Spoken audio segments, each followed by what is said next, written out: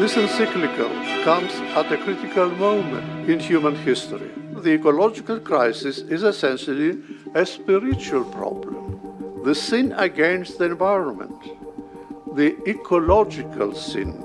This is big for the Pope. Consume less and buy less. We have to really rethink our lifestyles. He blames a lot of it on society's throwaway culture. He tweeted out that the earth, our home, is beginning to look more and more like an immense pile of filth. Immense pile of filth. Pile of filth. The encyclical Praise Be is the most important papal document ever on the environment, backing the science on climate change, blaming free markets, holding rich nations responsible. Environmentalists and many on the left are cheering.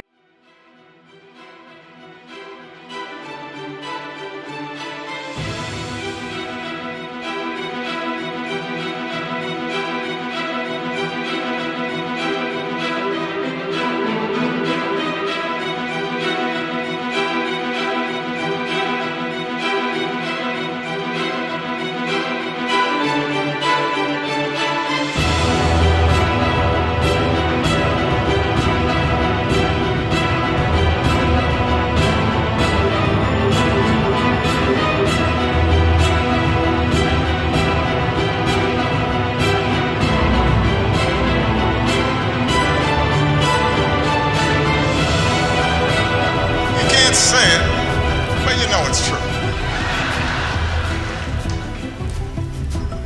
Good evening, everybody. It is an honor to be here at my last, and perhaps the last, White House Correspondents' Day.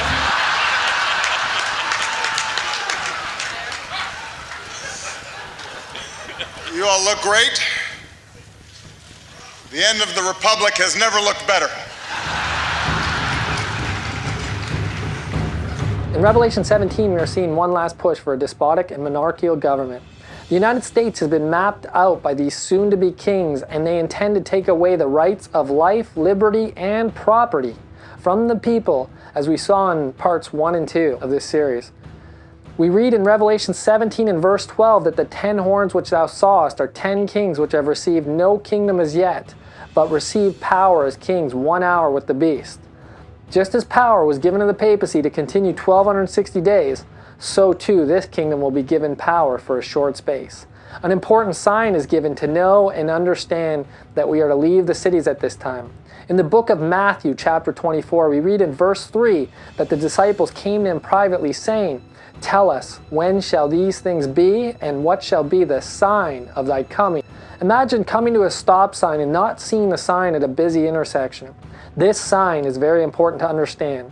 Jesus went on to tell the disciples that there would be wars, famines, diseases, earthquakes, but he said in verse 6 that the end is not yet. In other words, these are not the signs of the end. There is something still coming. He continued in verse 13 and 14 and said, "But he that shall endure unto the end, the same shall be saved. And this gospel of the kingdom shall be preached in all the world for a witness unto all nations, and then shall the end come." And then in verse 15, Jesus gives the sign that we are to see, know, and understand. Verse 15 reads, "When ye therefore shall see the abomination of desolation, spoken of by Daniel the prophet, stand in the holy place. Whoso readeth, let him understand." When we see this, we are to know and understand. And then the next verse says to let them which be in Judea flee into the mountains, or in other words, get out of the cities, because just as Jerusalem was destroyed, so too will many of the cities at the end be filled with chaos shortly after the sign is given. The sign was given in AD 66, 3.5 years before the destruction of Jerusalem in AD 70. Time was given for the Christians to see the sign and get out of the city. In the book of Luke, we see this sign thus. Luke 21 verse 20. "And when you shall see Jerusalem compassed with armies, then know that the desolation thereof is nigh. Then let them which are in Judea flee to the mountains, and let them which are in the midst of it depart out, and let not them that are in the countries enter thereinto." This is another key to understanding this prophecy. When we understand all of these points, we will see this sign clearly in the book of Revelation chapters 12 and also chapter 17. The first point that we need to remember is that the church is a woman, and this woman has a name. In the book of Galatians, chapter 4 and verse 26, we read that her name is Jerusalem above, which is the mother of us all. In Hebrews 12 and verse 22 and 23, we are told that you are come unto Mount Zion, unto the city of the living God, the heavenly Jerusalem, the general assembly and church of the firstborn. The name of the church, which is scripturally the mother of all of the children of God, is Jerusalem, and is mentioned in Revelation 12 and contrasted with the woman in Revelation 17 and verse 3, which is called Babylon, the mother of harlots. In Revelation 12, the children of this mother are called the remnant of her seed, in other words, her remaining children. And notice what it says about her children. Revelation 12, verse 17. The dragon was wroth with the woman, and went to make war with the remnant of her seed, which keep the commandments of God and have the testimony of Jesus Christ. Remember how in the book of Luke, Jesus said that we would see Jerusalem surrounded with armies? Here we see the woman surrounded by armies, making war with the woman. The 10 horns or 10 kings on the dragon being the kings of the earth, which are used to make war. But follow me here, there is more. Remember how Jesus likened these armies surrounding Jerusalem to the abomination of desolation. Notice what is said of the woman in Revelation 17. In Revelation chapter 17 and verse 16 we read that the 10 horns which thou sawest upon the beast, these shall hate the whore, shall make her desolate and naked, and shall eat her flesh and burn her with fire. Shall make her desolate. The abomination that maketh desolate. Interestingly, Jerusalem was burned with fire because she played the harlot. In Leviticus 21 and verse 9, the daughter of the priest, if she is playing the harlot, was to be burned with fire. We read in verse 16 that the 10 horns make her desolate. And this is the abomination that makes her desolate. We are told that the 10 horns are 10 kings in verse 12. And in verse 2 we read the kings of the earth have committed fornication. And according to the book of Leviticus, this fornication is an abomination to God. In fact, it goes even further. In Revelation 12 and verse 5 we read that the dragon stood before the woman. Note the word stood before, and go with me now to the book of Leviticus chapter 18 and read in verse 22. It says, Thou shalt not lie with mankind as with womankind. It is an abomination. And just last week, speaking at the Women in the World Summit, Democratic 2016 contender Hillary Clinton said this about those who have religious convictions on social issues.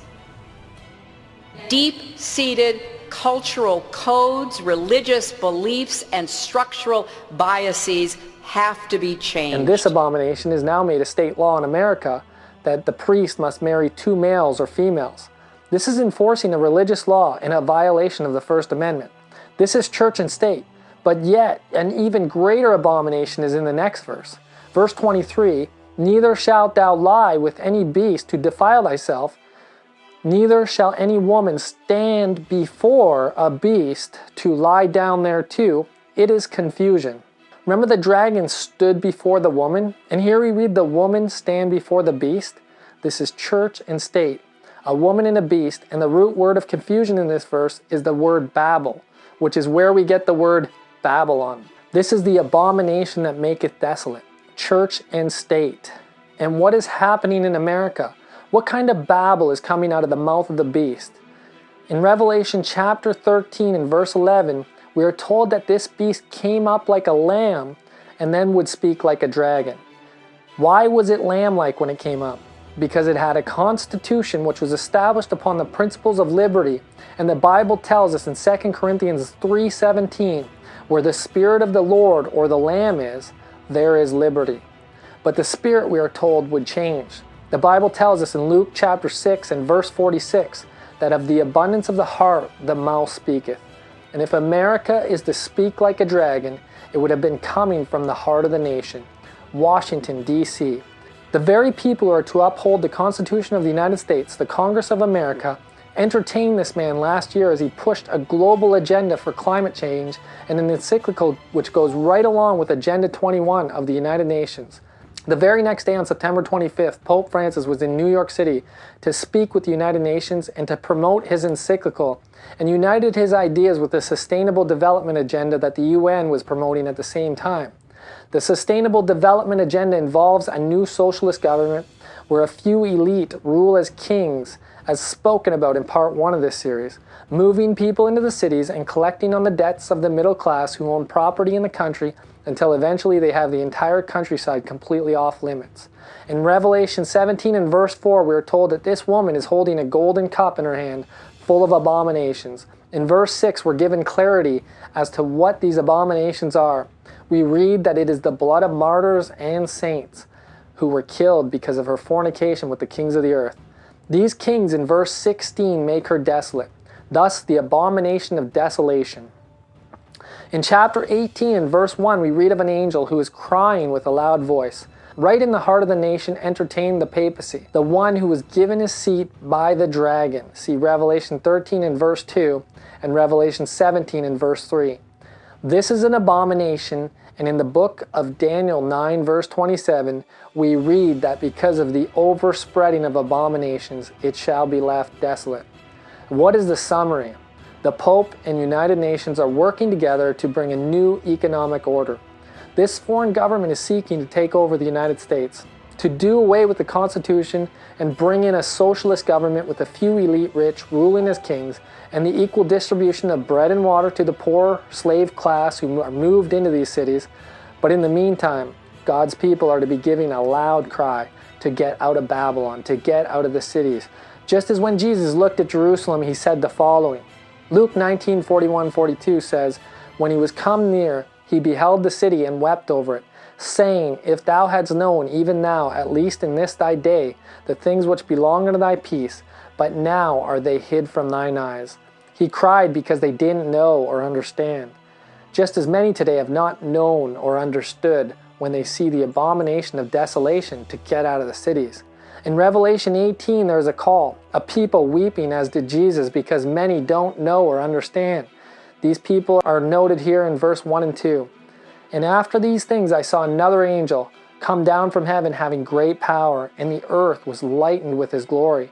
And he cried mightily with a strong voice, saying, Babylon the Great is fallen, and is become the habitation of devils, and the hold of every foul spirit, and a cage of every unclean and hateful bird. There is a loud cry, and people weeping at this time, saying, If thou hadst known and understood, the 10 horns have made you desolate," Revelation 17:16, "and now judgment is come." And the next verse tells us why. Verse 3, "For all nations have drunk of the wine of the wrath of her fornication, and the kings of the earth have committed fornication with her, and the merchants of the earth are waxed rich through the abundance of her delicacies.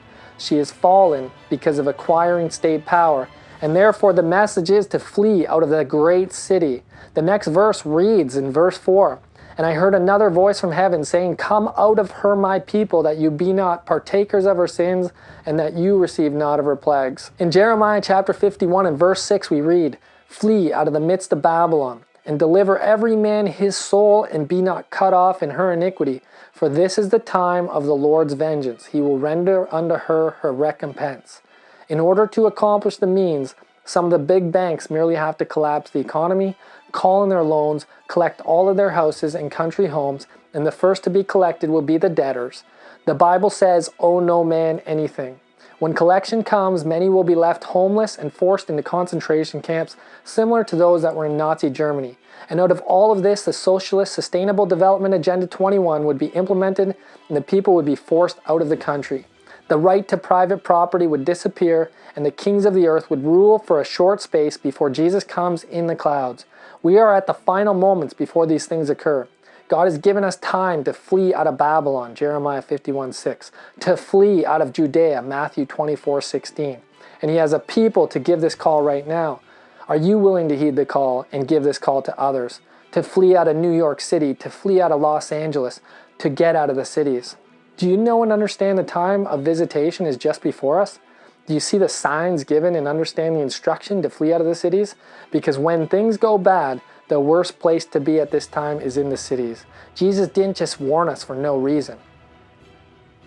Be sure to like and share these videos so that others can recognize the seriousness of this message and follow the counsel laid out by Jesus, and also to subscribe and be updated when new videos are produced. Godspeed.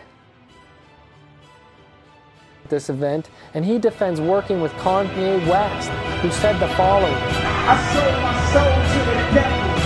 I know it's a